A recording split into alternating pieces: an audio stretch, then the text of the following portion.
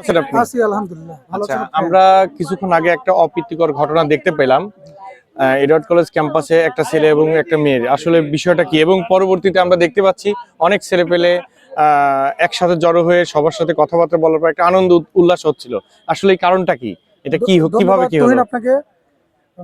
এইখানে আমরা হঠাৎ করে আজকে ক্রিকেট খেলতেছিলাম, তো হঠাৎ করে দেখি যে একটা মেয়েকে একটা ছেলে গায়ে হাত দিচ্ছে, আচ্ছা, মারধর করতেছে। তো হঠাৎ করে আমরা আগায় গেলাম, আমার অনেক ছিল, আমার সহযোদ্ধা ছিল, আগায় যায় বলতেছে ভাই এখানে হট্টগোল কি জন্য করছো?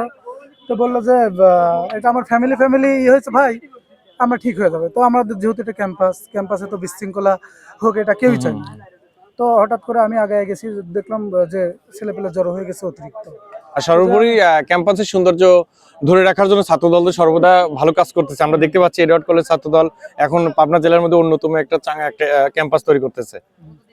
আমরা পারতপক্ষ মানে সবসময় চেষ্টা করি যে এটা যেহেতু আমাদের ক্যাম্পাস, আপনার একটা পান কেন্দ্র, এইখানে রেস্ট্রিকশন দেওয়া আছে 3টা পর্যন্ত, তারপর বহিরাগত ঢুকতে পারবে। শহরের পান কেন্দ্র, এখানে সবাই আসবে, এটাই স্বাভাবিক। তো এইখানে যে অপ্রীতিকর ঘটনা ঘটার মধ্যে যে ছেলেটা একটা মেয়ের গায়ে হাত দিছে, সে ছেলেটাও এইখানকার স্টুডেন্ট না, আবার যে মেয়েটা মার খাইছে এইখানে সে মেয়েটাও এখানকার স্টুডেন্ট। দুজনে বহিরাগত। দুইজনে আচ্ছা, বহিরাগত। তো আমরা যা জিজ্ঞেস করছি, তোমরা যেহেতু এখানকার স্টুডেন্ট না, আর স্টুডেন্ট হলেও তো এইরকম ধরনের ঘটনা ঘটলে কেউ এগুলা মেনে নেবে না। তো যেহেতু মারধর করতেছিল, আমরা যা জিজ্ঞেস করার পর ওই ছেলে বলল যে আমার হচ্ছে ওয়াইফ হয়, 1 বছর আগে বিয়ে করছে, কিন্তু আমার ফ্যামিলি জানে না, ওর ফ্যামিলি শুধু ওর মা জানে। আচ্ছা, আচ্ছা। তো আমরা দেখলাম যে এখানে মারধর হয়েছে, মেয়েটাও কান্নাকাটি করতেছে। তো আমি মেয়েটাকে বললাম তাহলে তোমার ফ্যামিলিকে ডাক দাও, এই ছেলের ফ্যামিলিকেও ডাক দিই।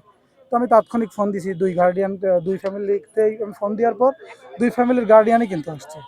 আসার পর আমরা ছেলের বাবা যেহেতু জানতো না, আমরা তাদের জানাই দিলাম যে আপনার ছেলে তো 1 বছর আগে বিয়ে করছে, এইখানে এসে এই মেয়েটাকে মারধর করতেছিল। তো মেয়ের বাবা শুনলো, মেয়ের মাও একই রকম ঘটনা আচ্ছা, আচ্ছা। ঘটার পর মানে দুই পক্ষের গার্জিয়ান আপনি ডেকে নিয়ে এসেছেন?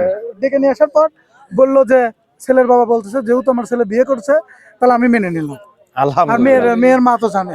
তো এরকম একটা অপ্রীতিকর ঘটনা ঘটার পর আমরা এই যে 2টা পরিবারকে এক করে দিছি, এক করে দিয়ে আমারই আরো লস, আমার আরো হ্যাঁ, হ্যাঁ, আমরা দেখতে পাচ্ছি সবাই অনেক উল্লাস করতেছে।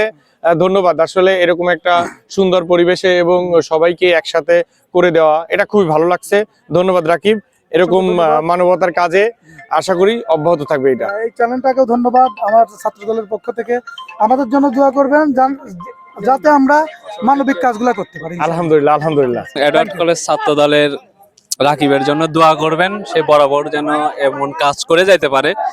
অনাকাঙ্ক্ষিত ঘটনা অনেকেই ঘটতে পারতো, দুইজনের পক্ষে কোনোদিন এক হইতো বা হইতো না, কিন্তু রাকিবের জন্য আজকে 2টা পরিবার এক হয়ে গেল। তাদের সম্পূর্ণ যেই অধিকার ছিল সেই অধিকার তারা ফিরে পেল, এবং এই জন্য রাকিবের নিজের পকেট থেকে আমাদের মিষ্টি বিতরণ করলো। এখানে প্রায় 150 ছেলে পেলে ছিল, সবাই মিষ্টি আমরা খাওয়া দাওয়া করলাম, আপনারা দেখতে পেলেন। তো রাকিবকে আবারও ধন্যবাদ জানাই এত সুন্দর একটি পদক্ষেপ গ্রহণ করার জন্য। তো সবাই ভালো থাকবেন, সুস্থ থাকবেন, আল্লাহ হাফেজ।